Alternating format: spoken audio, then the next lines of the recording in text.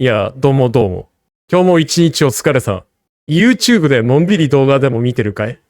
いいよな、休日のくつろぎタイムってのは。最近また経済のニュースとか見てると、スタグフレーションの懸念が、なんて言葉を耳にすることがあってさ。なんだか難しそうで、ちょっと身構えちゃうよな。でも実はこれ、俺たちの普段の生活にも関わってくる、結構厄介な話なんだよな。スタグフレーションって一体何なんだ？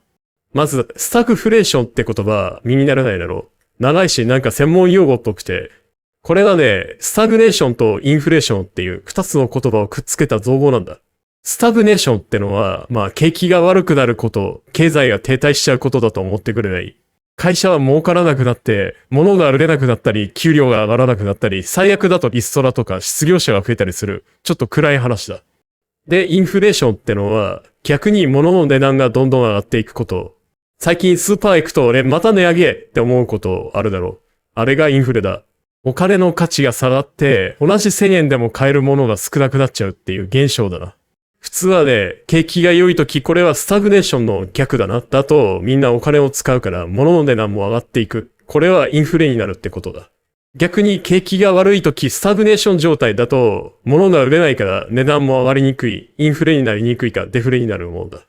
でもこのスタグフレーションってのは景気が悪いスタグネーションなのに物の値段だけは上がっていく。つまりインフレになっていくっていう経済学的に見てもマジでってくらい困った状態のことなんだよ。なんでその困ったことが起きるんだ？普通じゃ考えにくいことが起きるってのはいくつか理由があるんだけど、一番わかりやすいのは物を作るコストが何か特定の理由で急に上がっちゃう場合だな。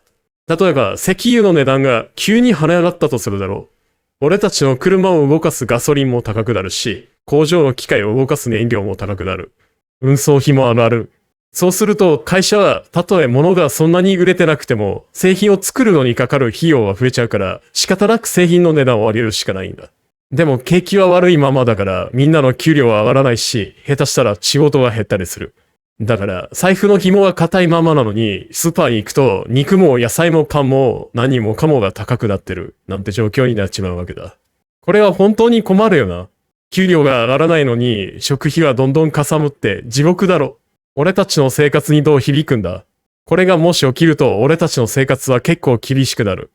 生活費が圧迫される、物価が上がるから今までと同じ生活をするだけでももっとお金がかかるようになる。でも給料は上がらないから貯金を切り崩したり今まで買えてたものが買えなくなったりするかもしれない。会社の経営が厳しくなる、原材料が高くなったり電気代が上がったりするのに景気が悪いから製品を高く売れないなんて状況になったら会社も大変だよな。うちの会社だって群馬で作ってる製品のコストが上がったら経営判断に響いてくるだろうし。政府とか中央銀行とかもこんな状況にならないようにいろいろ手を打つんだけど、インフレを抑えようとすると景気がもっと悪くなる可能性もあるし、景気を良くしようとするとインフレがさらに進む可能性もあるしで、舵取りがすごく難しいんだよ。まとめ。そんなわけでスタグフレーションってきたら景気が悪いのに物の値段だけが上がっちゃうとっても厄介な状態って思っとけばいい。原因としては原油価格の急騰とか何か特定のものが供給不足になっちゃうなんてことがあるんだな。幸いでそうしょっちゅう起きるわけじゃないし、世界中でこれを避けるためにいろいろ動いてるんだけどさ。もしニュースでこの言葉を耳にしたら、